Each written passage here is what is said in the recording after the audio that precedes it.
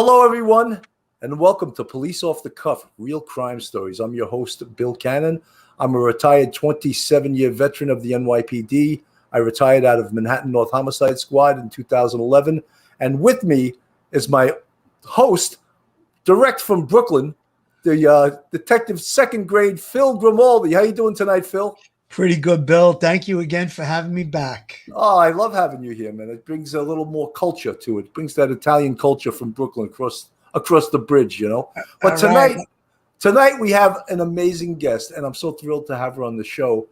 She's a born and bred Manhattanite, actually. She's Irish, so I'm a little, prejudiced because I'm from the same paisan, But Elizabeth Crotty is running for Manhattan District Attorney. And it's such a thrill to have her on the show. Liz, welcome to the show.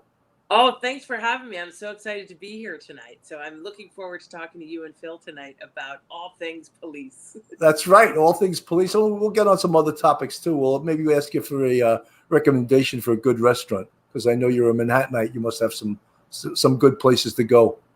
I could help out there too. I know some good restaurants. Well, Liz, let's get right to it. Let's get right down to it. Now, one of the good things is, as far as the electability of yourself, is that you are a Democrat. So I'm going to let everyone know that you're a Democrat, but you're centrist, maybe a little to the right Democrat. You're a law enforcement pro-law enforcement, pro-prosecution candidate. And that's a good thing, because we're seeing a lot of things in this city right now that for people that are in law enforcement or have been in law enforcement, it's driving us crazy. You want to maybe comment about that? Sure. I mean, yeah, I'm a native New Yorker, and as my friend Grace Sullivan told me the other day, you should start saying you're a Stuytown native. So that's right. I'm a Stuytown native. But I'm an old school liberal Democrat. I vote Democrat. I didn't vote for De Blasio twice, and Oh my God! Shame on you. Shame on me. And I just think and I've been on both sides of the courtroom for the past 20 years. And someone asked me last night.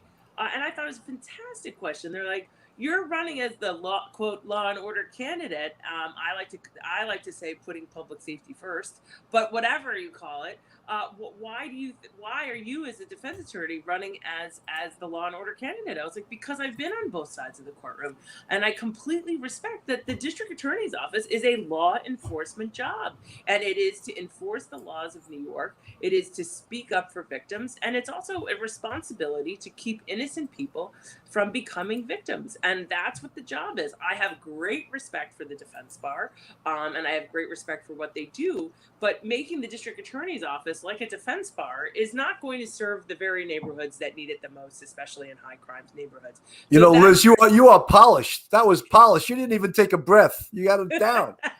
Listen, Liz, I want to play a quick video of you. And I know I'm going to add it right to the stream now. And here we go. And I know you spent a lot of money on this video, so I want to make sure that it gets out there. I'm Elizabeth Crotty, and I love New York City.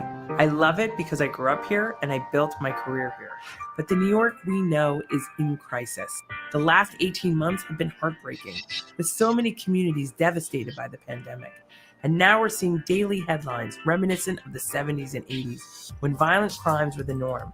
My opponents want to ignore our history, but I cannot. Our future prosperity depends on a safe city. As district attorney, I will use my experience on both sides of the courtroom to keep our streets and neighborhoods safe. And when crimes do happen, I'll be a fierce advocate for victims to ensure that victims get the justice they deserve. Let's put public safety first and make me, Elizabeth Crotty, your next district attorney. I'm Elizabeth Crotty, and I approve this message. Wow, that was great. That was excellent. Thank you so much. I mean, I think it gets to all the heart of the matter.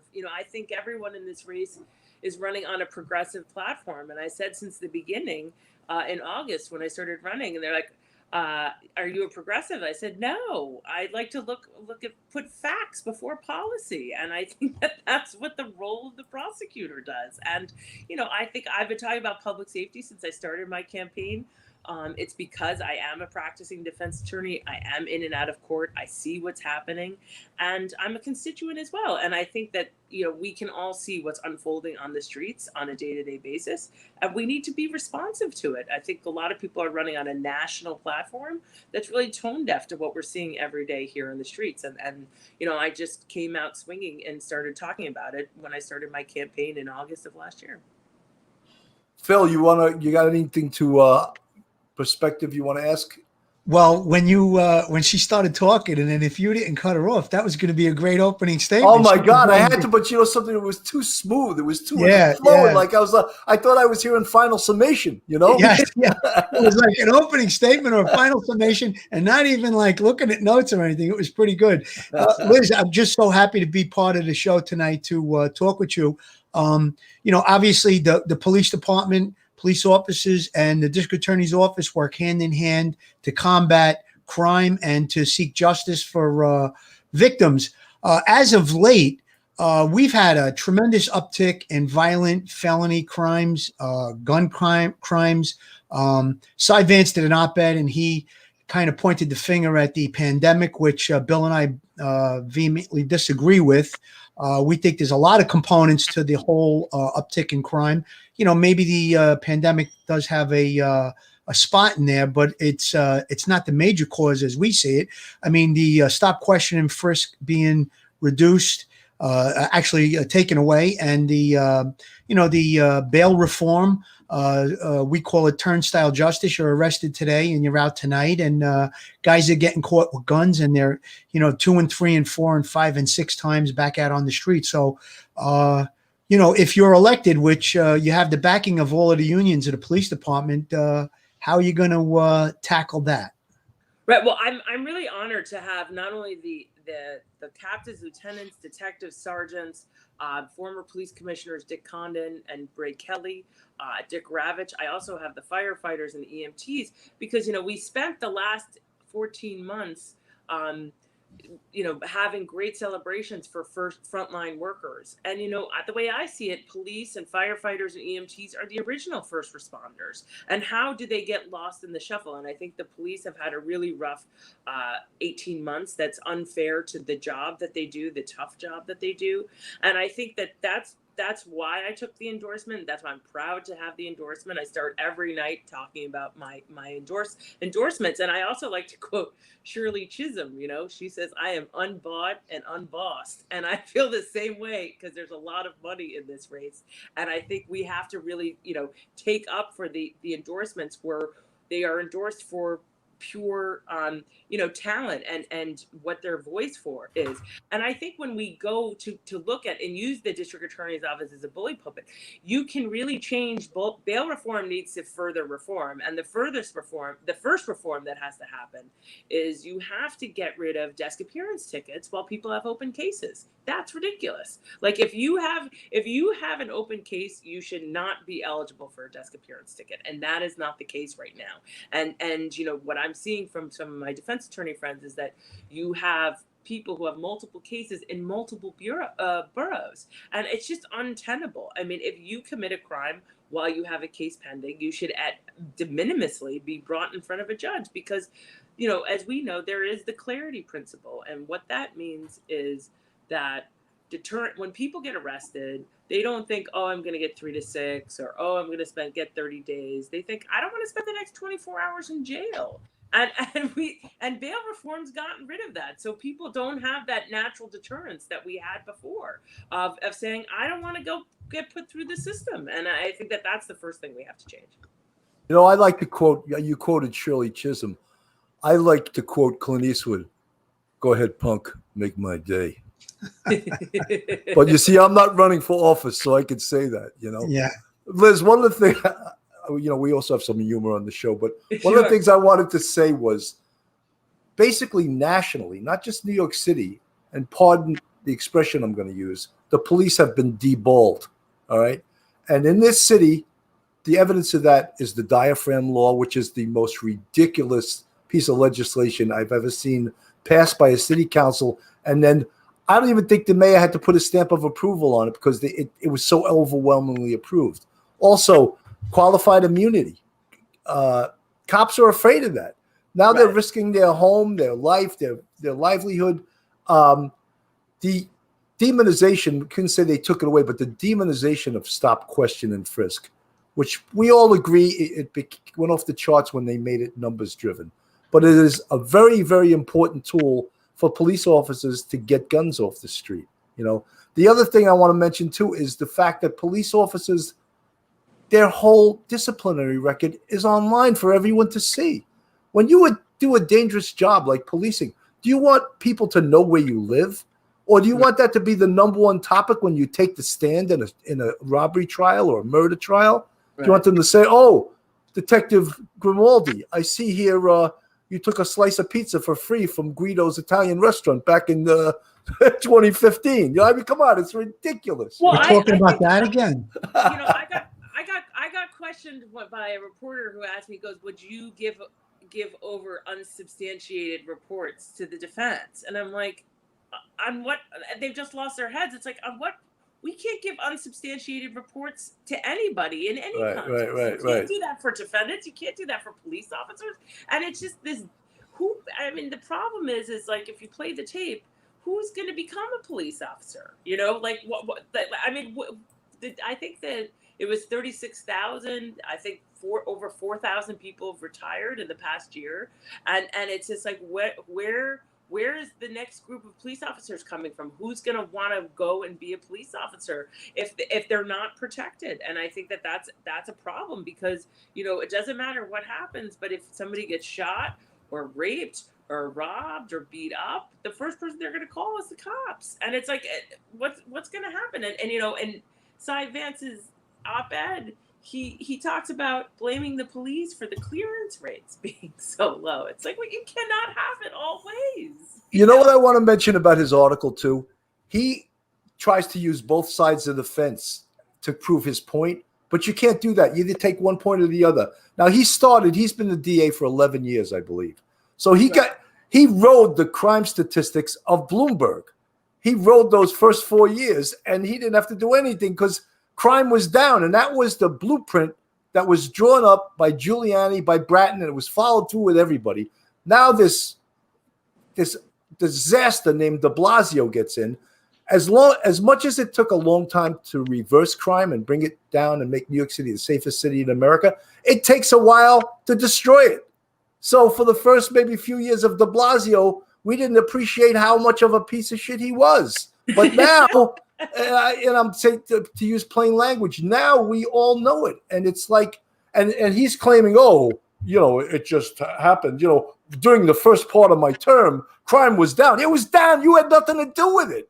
You were riding the coattails of your predecessor. Well, you know what I also like to talk about with de Blasio and the district attorney's office is, like, the district attorney's office used to be this great tower of investigations and white collar crime and corruption. Like, so we have $1 billion that's been spent in 8 years on homelessness, and there's 80,000 more homeless people. Like, that's not fiscal waste. That's corruption. Like, where is that money going? And how does it cost $6,000 a month for a family of 3 to stay in a hotel? How is that not the most corruption you've ever seen? I know how corruption. Exactly what she said. Yeah. Yeah, like, we have to really, like, blow it up and say, listen, you guys are not doing it. I think we should be subpoenaing the bank records of these shelters. Who are they paying money? How are they getting money paid? What is going on? And, you know, also look at where I think it's incumbent upon the next DA to do a full scale investigation into what got us here, because it's not fiscal waste. Liz, I want to show you a video that to me is one of the most disgusting videos I've seen in a long time. And I want you to watch this, and you can comment on it afterwards.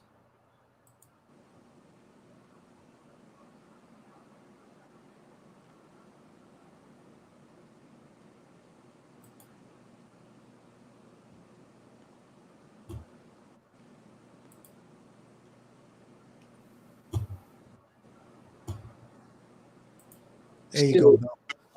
and I apologize. I'm going to start it over. I didn't have the sound. Here, let's praying it was on his way home when he was brutally beaten, slashed, and robbed in a subway station on Manhattan's Upper East Side. It's an Eyewitness News exclusive. Good evening at 11 o'clock. I'm Sade Better-Noir. And I'm Bill Ritter. Tonight, that man is telling his story to Eyewitness News reporter Josh Einiger. 12 stitches. he has 12 stitches in his forehead, an eye swollen shut, the other ringed by 2 more stitches, and a giant COVID mask blocking what's left of his face, out of fear his attackers may come after him again. I feel angry and upset and sad. As if the first time wasn't bad enough. Video released by the NYPD shows the brutal attack yesterday afternoon as 2 men punched their 64-year-old victim and he fell into a turnstile, hanging on for dear life. It was about then that one man slashed him in the forehead.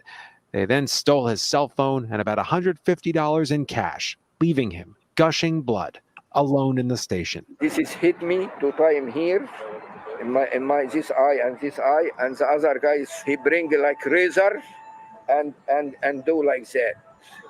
And the blood start coming and took the money from me and disappear. It happened in the shadow of Bloomingdale's at the NR stop at 60th and 3rd.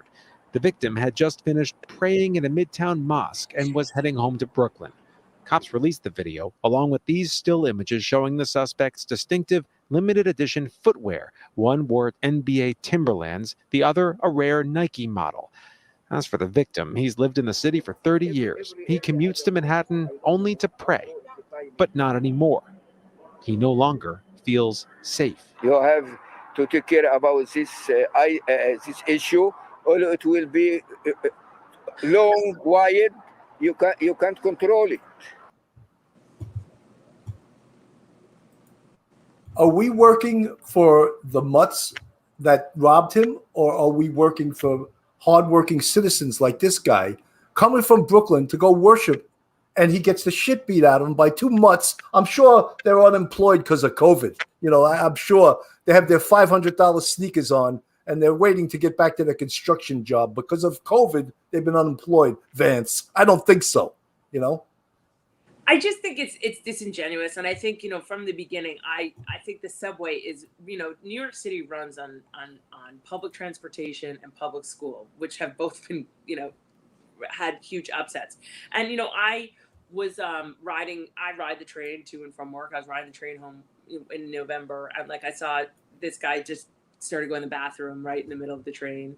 And then I live in an area in between 2 train stations where there was pushings. And so I went to my campaign and I was like, we need to put more cops in the subway. And they're like, you can't say that. I was like, yeah, you can. And we're going to do it. And we wrote an op-ed about it, and it came out in City Limits in January. And, unfortunately, there was a quadruple stabbing 10 days later. And it was like, you have to put police in the subway. And you have to put police in the subway for precisely this reason, because they stop crimes like this from happening by their very presence. And I think putting police in the subway, it helps people feel safe, and help prevents these crimes. If there was a cop in the subway anywhere close to that turnstile jump, that poor guy, because not only did they punch him and then they pushed him through, and then they jumped the turnstile, came back and slashed him. You have, that's what police work is. And I think Liz, one question. You think either one of those guys paid their fare?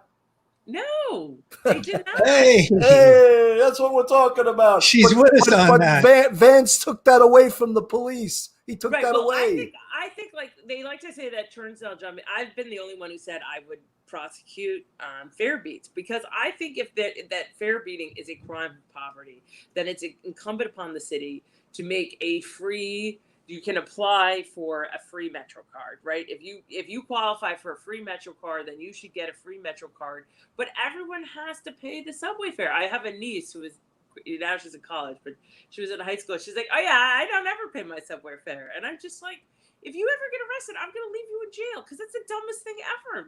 Well, Liz, I don't have to. They don't enforce it. They don't enforce it anymore. And I don't have to. I don't have to teach you the law, but when someone jumps the turnstile, that gives the police search incidental to lawful arrest. And that's where they're coming up with lots of guns. They took that away from them.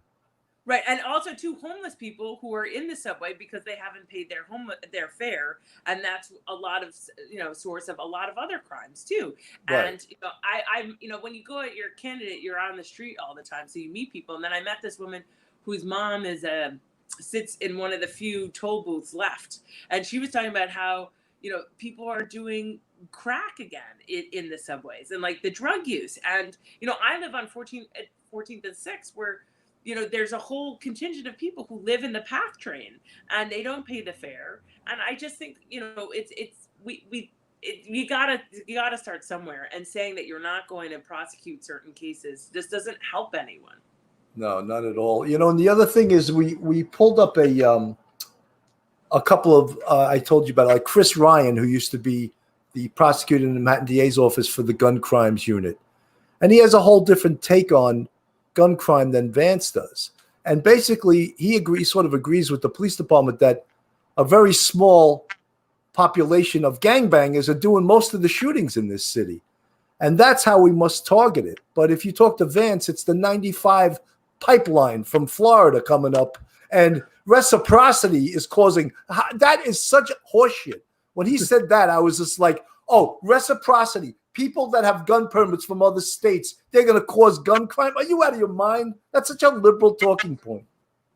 I know, but I think too, the problem with all of these is that like all the solutions are too long away. You know what I'm saying?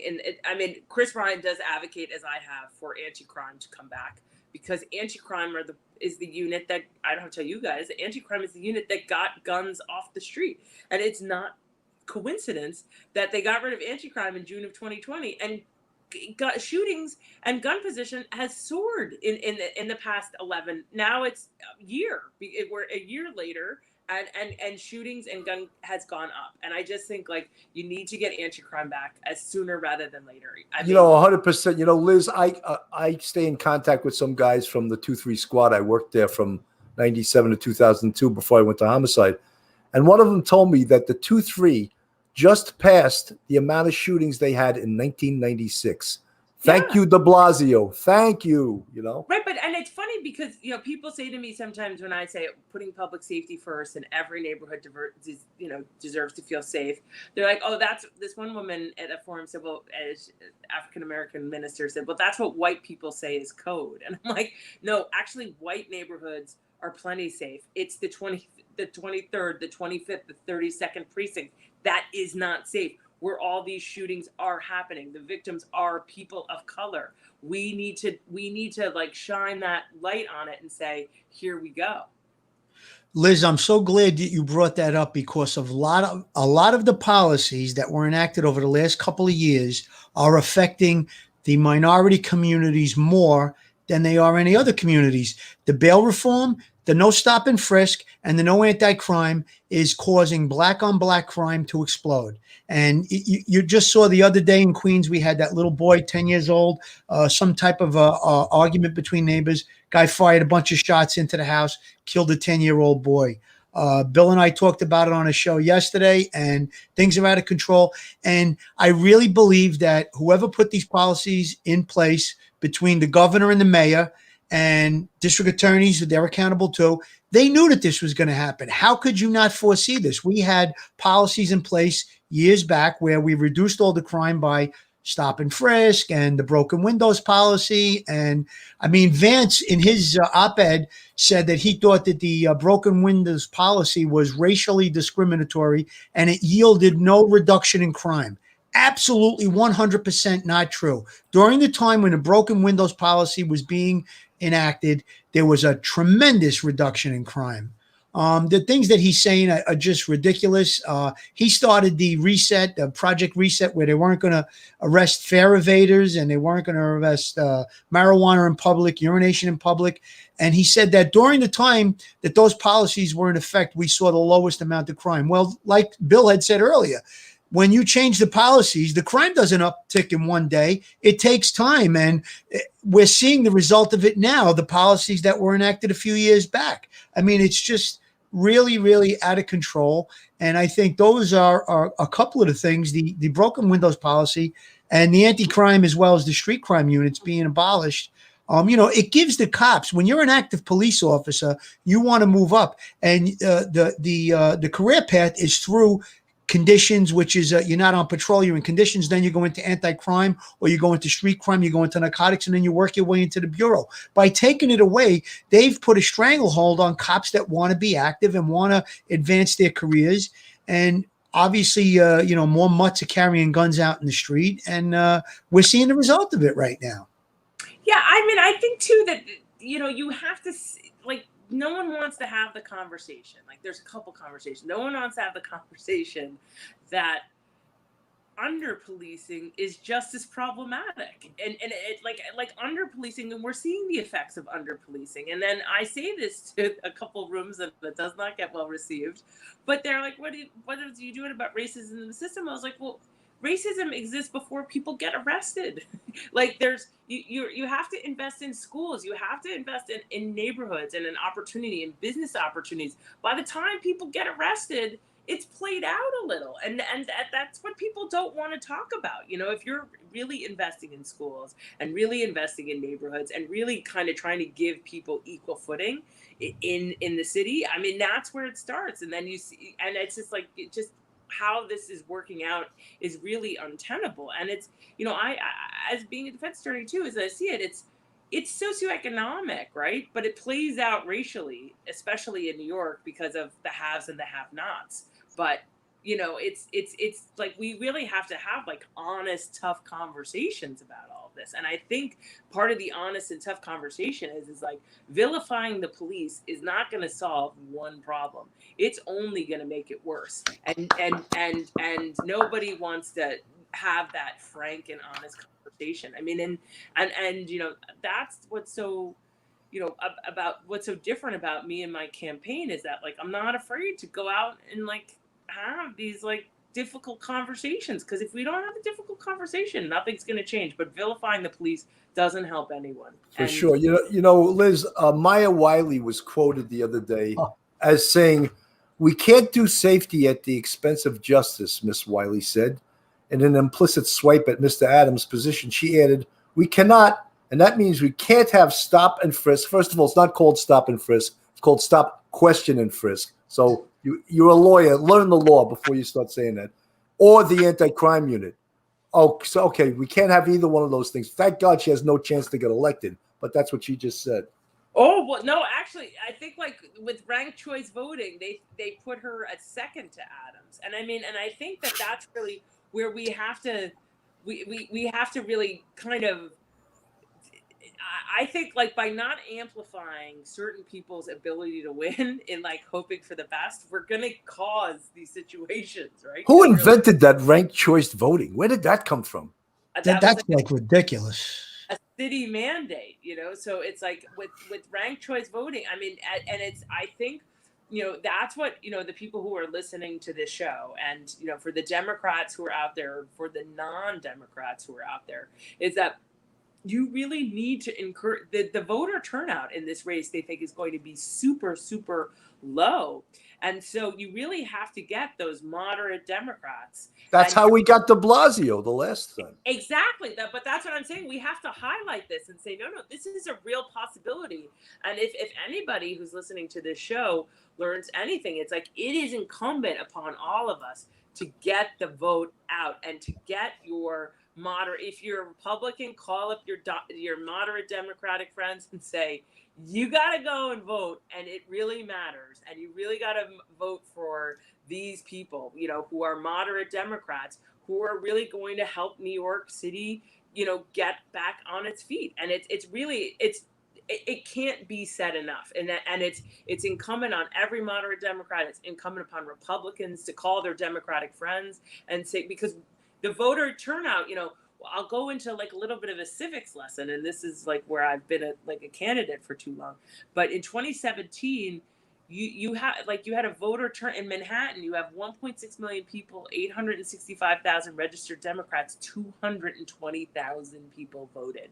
And in down ballot for DA, it was down to 180,000 people, right? So when you have 8 people running, you call up all your friends and say, you got to vote for this woman, me. But you know, or you gotta call up your friends and say vote for Adams because it really matters. And I think they said, you know, the voter turnout for this election is probably a universe. It's 8.5 million people in New York City. It's probably a voter turnout citywide of around 800,000, 850,000. Like that's how we got de Blasio. That's exactly it. Low voter turnout. That's exactly right. So I think that's why, you know, when we're having all these conversations about how things are so fakakta, that like we have to really say, we can't just say they're fakakta. We have that was an Upper West Side liberal word, fakakta. I've never. Fakakta. Well, I mean, you know, what does it mean? I don't know what it means. My mom still taught me not to curse on, like, you know. Oh, so you know, can I just, guys? We'll get right back to this. I just have to go to a quick commercial, okay? Folks, if you're getting sick and tired of the taxes and all the craziness of New York, and you want to move down south to Myrtle Beach, Carol Waters is a realtor, and she was for 20 years the bartender at the Fitzpatrick Hotel in Manhattan. Before that, she was in Ireland. I think she was from County Mayo. Anyway, she works for the Beach Realty Group. Her and her husband, Rob Mahan, who is a rollover NYPD to the fire department, they're two of the top salespeople down in Myrtle Beach. So if you're looking for sun, surf, and a little sand and a little more of a relaxed lifestyle, give Carol Waters a call, 914-261-6681. Carol Waters sells Myrtle Beach at gmail.com. If you're going to get in trouble, which if you live in this city, you're bound to, Joe Murray, a retired police officer, is an attorney, and he's a huge supporter of the Police Off the Cuff show. He's also a former PBA boxer. So don't mess with him. If you don't pay your bill, he doesn't mess around. He collects it himself. Anyway, you can get Joe at his new website, joe@jmurray-law.com. Now we paid all our bills. All right. I like that. I want to just touch on something that both Bill and Liz kind of touched on. I think you guys were saying, Bill said it in one breath and you said it in the other, Liz, about who wants to be a cop. Well, what's going on nationally, not only in New York City, in Asheville, North Carolina, the police department there is actually not responding to certain 911 calls. Scams, ID theft, trespassing, harassment, things like of that nature. Now, they blame it on a manpower shortage. In 2019, that department had 238 officers. Over the last year and a half, they've lost over 1/3 of the department. 84 officers either quit, retired, or said they don't want to be a cop in that area no more because of the current climate in policing. So we're having crisis in a small place like Asheville, North Carolina.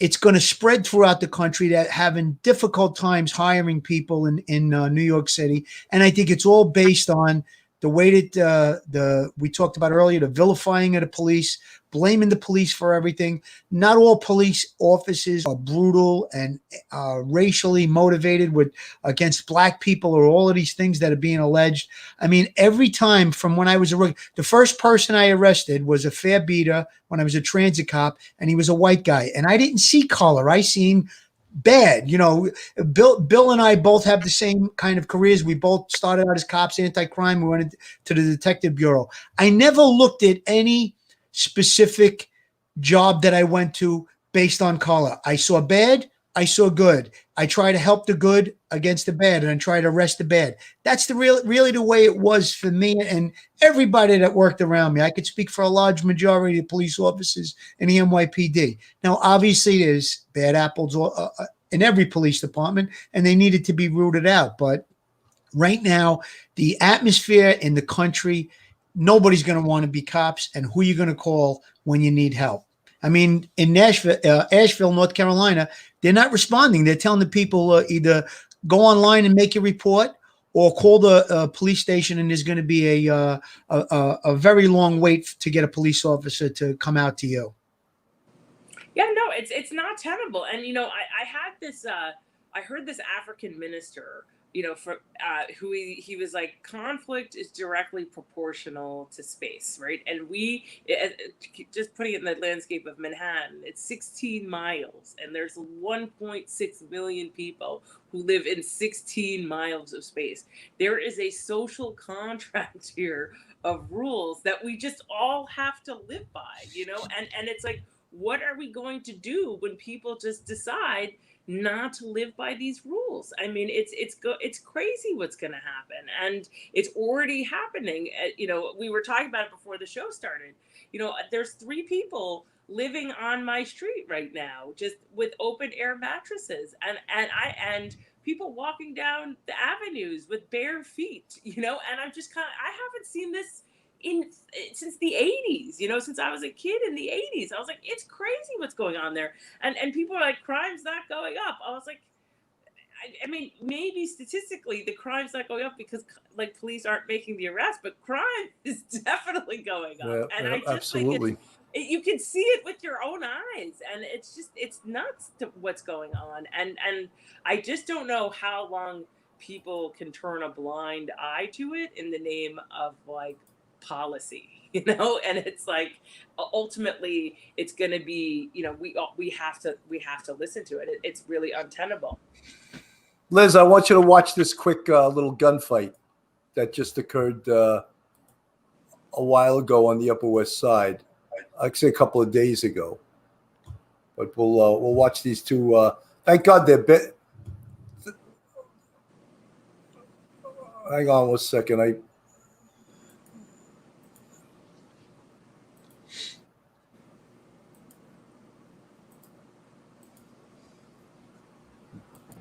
This couple who they heard the moment shots rang out.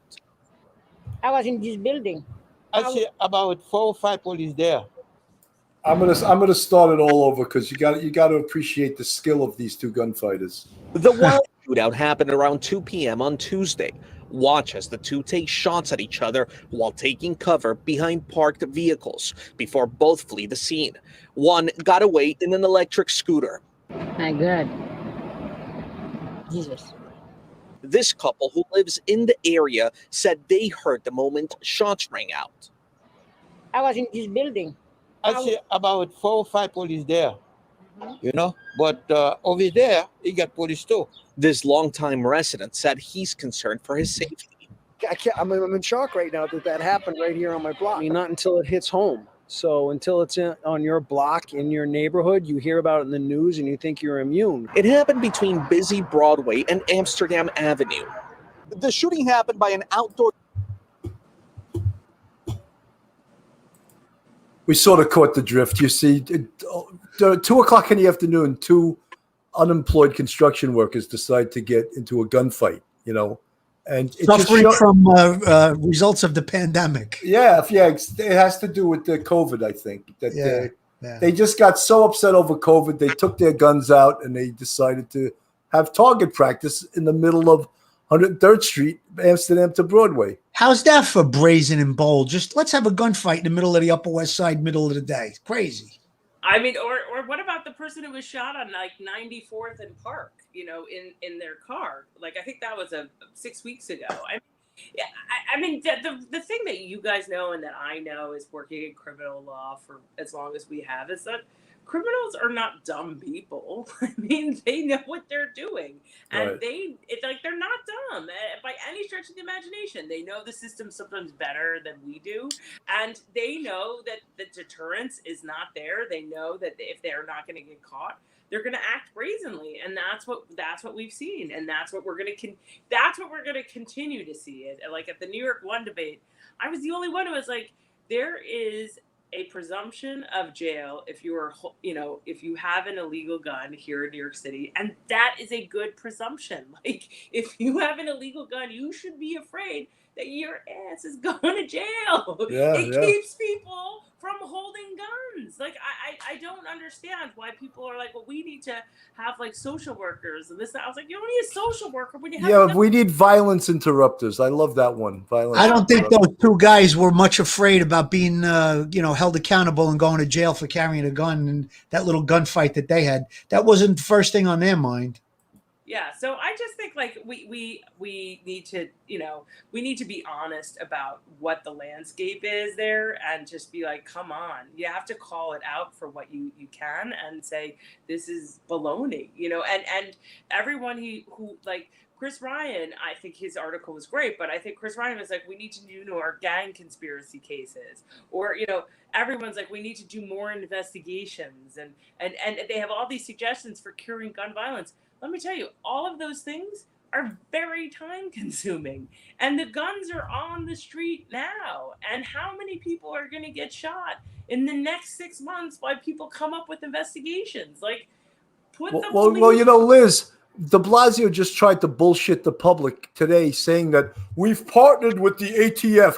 Yeah, hey, dude, we've been working with the ATF forever. Where'd you get that from? Just a total lie, right? I mean, but that's just politics. And so, that's one of my biggest frustrations, if I could just share, is like being a candidate. It's a lot of these candidates, like they just say stuff that already exists. If I have to hear about like a fast track gun court one more time, I'm like, there is a fast track gun court. And let me tell you something, shootings have gone up 40% with the fast track gun court. So it's like, that's not going to change it, and I just don't understand why, again, it comes back to the anti-police narrative, and police are the solution to this problem, so police are the solution to the problem, and especially to the gun problem. And it's funny because I was on the other night with a bunch of doctors. They were interviewing all of us, and I was the only one who was like, well, you guys are the ones who've kept the murder rate low. If you were not good at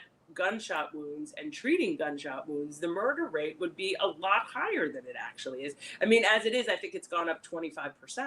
But I think that's really the difference, is that they've gotten much better at, Liz, there's a lot of truth to that. I remember that even when I was still on the job, and someone would get shot 7 times, and you'd go up to the doctor. Doc, is he likely? He goes, nah, he's going to be fine. And you're like, what? He was shot 7 times. How's he going to be okay? And you're right. Medicine has just gotten so much better, Yeah, but they're the unsung heroes of all of this. They've kept the crime stat low, but I just think like if we don't highlight what the issue is, and you can't progressively reform your way out of gun violence. Well, we would always say too, like if you want to like throw money at things, which seems to be the progressive way, throw money at kids programs. Have sports programs for kids. Like we have a guy, Pat Russo. Pat Russo runs a boxing program for kids in the worst parts of Brooklyn. And, he has trouble getting funding from the state. And he has success stories that when he talks about these kids, it brings tears to your eyes. And that's where they should be throwing money, not at these violence preventers and when they, everyone on the left always says, I believe in science. And then when you show them the science that shows what they're saying is bullshit, all of a sudden, I don't believe in science anymore, But right. I think that we have to we do have to give like young people the benefit of the doubt, because it's kind of like, if we don't cut recidivism, nothing changes. And like, how can we cut recidivism? But it doesn't. And I know this is a defense attorney, and that's why I felt so comfortable saying it. It's like, people do better when you hold them accountable. When you say, oh, no, we're just going to let you go and not put any teeth behind it, it's like, well, then they just got away with it, so they're going to do it again. Like, we have to say, no, we're going to hold you accountable. We're going to monitor you. We're going to give you the benefit of the doubt to do a program or to do something. But if you mess up, you're going to jail, because jail. Liz, 100%. And there's that whole idea. And that's for kids. But when you get to adults, they have that thing called community corrections. Oh, let's have him serve time in the community because he's such an important part of the community. He's going to his job, which he never had before.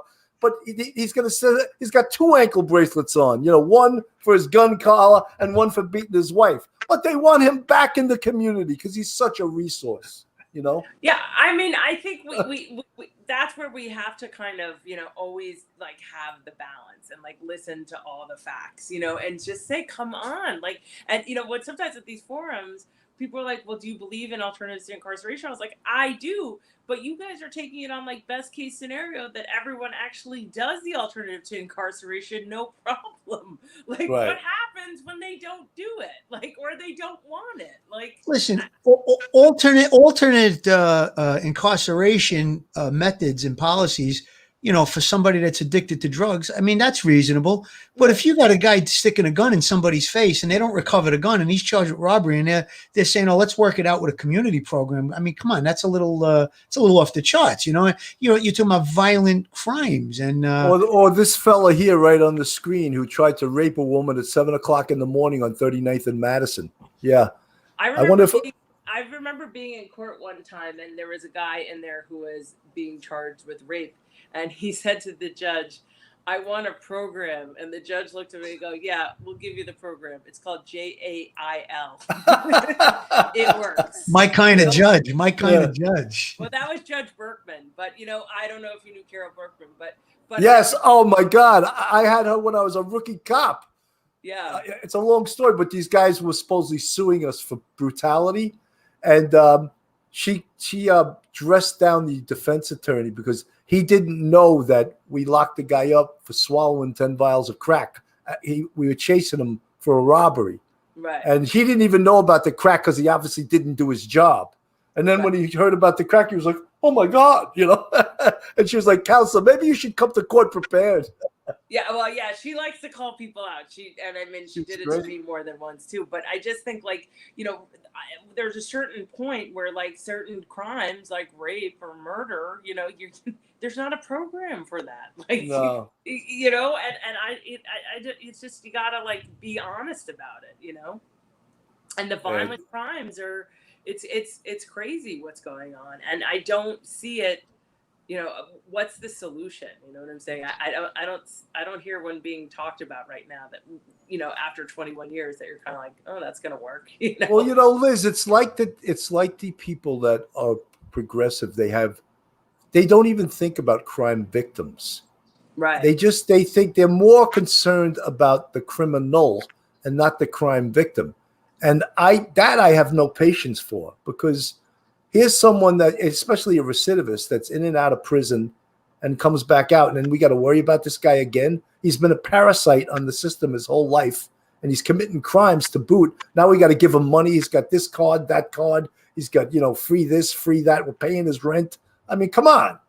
Right. And I mean, it's tough. I mean, I think we have to really have like these honest conversations, and they're not going to invite me to these honest forums. No, I mean, I think neither one of us. No, but like when they kind of sometimes when they're talking about it, it's like it's not rainbows and unicorns. Like these are tough decisions. And I remember the first time I was at one of these a political club, and they had someone coming in to talk about things, and they didn't like the word victim didn't come out of their mouth once, and it was just kind of like, where are victims? You know what I'm saying? Why is nobody talking about victims?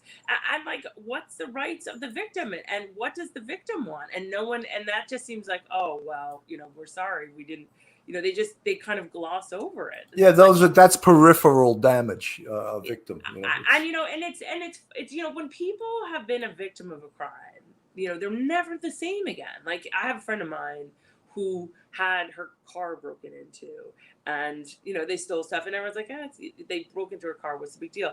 She's like, I don't ever think about where I'm parking my car for at least 20 minutes, make sure everything's out of my car, and and this is just stuff in a car. Can you imagine that to a person who's been raped, beaten up on the street? That poor guy who comes to New York to Manhattan to pray, and he's like, I'm not going to come to pray anymore. It's like, because he's like now going to be afraid to ride the subway, and you've taken away a liberty that this guy has in a really real way. And people don't ever talk about that. Like, once you've been a victim of a crime, it's not like you just forget about it and like you move on with it. Like, it stays with you the rest of your life. And I think that that's something that can't be talked about enough. Yeah, I think that a lot of times the like Cy Vance and some of the other candidates that are running, they forget that they're the attorney for the victim instead of the perpetrator. Now, for instance, three of the people, opponents that are running for the office that you're running for, they're talking about never tried a case, and they're saying that their platform is they want to reduce incarceration and they want to cut prosecution of low-level crimes. What about the victims? Right. I mean, they're forgetting about the victims. And you, as the district attorney, you're the attorney for the people. If it's a homicide, you're the person that's representing that person to get justice for them. If it's a low-level crime, same thing. You're their attorney. So right. I think a lot of these district attorneys or people that want to be the district attorney are forgetting that. Yeah, 100%. I mean, I say it all the time. It's like part of the job. You represent the people of the state of New York, and part of that job is keeping innocent people from becoming victims. And that the poor Philippine woman who got her pelvis smashed, by the guy who was out on parole after killing his mother. You know what I'm saying? Like, it's like let's put all the facts out on the table. And I think, back in the beginning of my campaign, they had this mass clemency letter where they said, oh, everyone who's 55 and older should just get mass clemency out of state prison. And I was the only one who was like, no, they should not. I was like, besides the fact that Yasmin Ortega, who killed 2 children, or Harvey Weinstein, who just went in, for what he did to all those women. Yeah, who, by the way, Vance wouldn't prosecute because he was his buddy. Well, yeah. I mean, ultimately, but I mean, it's just kind of like, you can't have these mass clemency, mass incarceration. And that's the other thing that people like to talk about too. They're like, what are you going to do about mass incarceration? And this is the other problem. I was like, okay, there's 8.5 million people in New York City. In April of last year, there was 3,000 people in Rikers. That's not mass incarceration on any mathematical level. And it's only gone up to 5,000 people.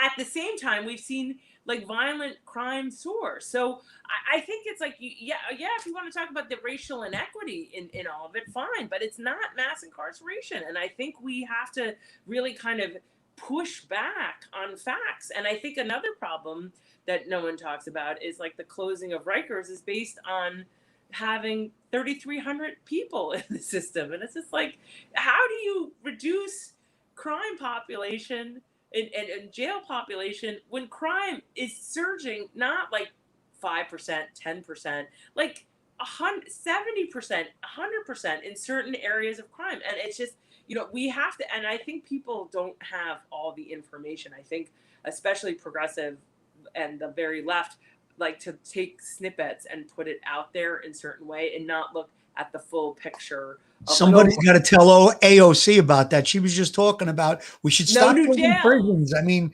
ridiculous. Yeah. And I like the fact that you said that you're not going to follow a national policy. That's really important because we got to worry about New York. And if you listen to some of these national politicians, politicians in Washington, they want to defund the police. They don't build jails, just really crazy stuff. So no, but the other thing is that, we lost 650 million people came and visited New York City in 2019. We've lost 1 million jobs. How do you get tourists, commuters, families back in New York to get that sales tax revenue, to get that money, to get those 1 million jobs back? None of that happens without public safety. Public safety is the cornerstone of getting all of this back. And that if they don't see that from the jump, they're just not seeing the forest through the trees.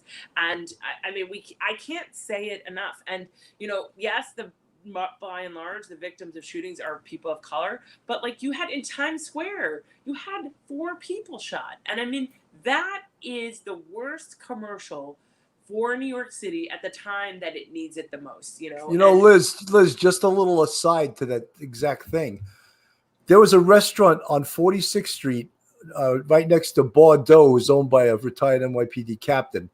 And that night, after the shooting, they had 60 reservation cancellations. Exactly. So 60 reservations could be 120 people. Could be, it could be double or triple that amount.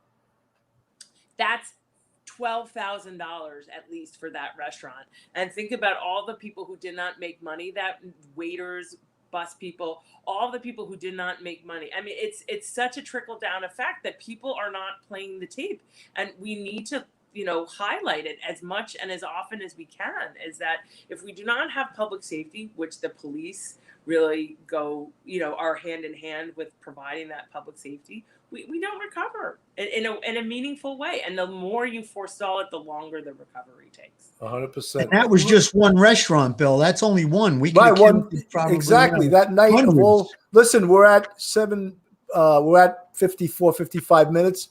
Let's start. Liz, I'm going to give you, obviously you're our guest. We're going to give you a final summation. This is you in a trial, giving your final, this is your closing. Phil and Bill, thank you so much for having me. I think it's really been an interesting conversation. And I think the most important part of our conversation for all the listeners tonight is to go out and vote. If you're not Democrats, tell your Democratic friends to vote. And most importantly, tell them to vote for me. That's right. That's right. Liz Crotty. And, there it is. Yeah, and my website is right up there, LizCrotty2021.com. You can donate, which is the plight of every candidate. We can take every dollar we can get to get the message out. But to donate, to volunteer, we have early voting starts on Saturday and it goes till next Sunday, and then election day is the 22nd. If you feel the need to hand out literature, we're happy to do that. So it's a grassroots organization. I like to make fun that my mom and her bridge group, I think we're the only bridge group out petitioning in March, and they were fully vaccinated. But listen, I'm in this race, and I believe in public service. I was a public servant, and I love New York City, like you guys do. You guys were public servants too. You keep the show and you keep the topics out because they're really important to all of us. And if we love New York, we have a real vested interest in keeping it safe. That's what I want to do as your next district attorney. Thank you so much for having me on to talk about the platform. It was great to meet you guys. It was really interesting, and I really appreciate it. Thanks so much. Liz, I'm going to let Phil close out, but I said one night we'll have a Guinness together, all right? Oh, I love a Guinness. That sounds good. That sounds good. Phil, final thoughts. Well, final thoughts. I think that her whole demeanor, her whole time with us, I think that was a great campaign endorsement. You got the unions behind you. I see why now. Ray Kelly's behind you, and let's hope that you could do it and get those people back in New York City, enjoying the restaurants, enjoying Times Square. Crime's got to be down. It worked under the Giuliani administration. Times Square did a complete 180. Let's hope we could do it again, and good luck to you, Liz. Thank you guys so much, and thanks for having me. Really appreciate it. Liz, it was great. It was great to meet you. Great to have you on the show. And we're hoping for a breath of fresh air, to have someone who's pro prosecution, pro police, because there's so much anti-police out there. And I feel really bad for the cops that are on the job right now, and my heart breaks for them. And we try to shout out to the cops that are on the job all the time right now. Keep your heads up. And as Chief Louis Anamone used to say, never, ever back down. But these days, it's like I don't know if you can even say that because people don't have your back. Anyway, for Police Off the Cuff, I'm Bill Cannon with my buddy Phil Grimaldi. We hope that you get out there and vote for Elizabeth Crotty for Manhattan District Attorney. Everyone, good night. Good night. Thanks so much.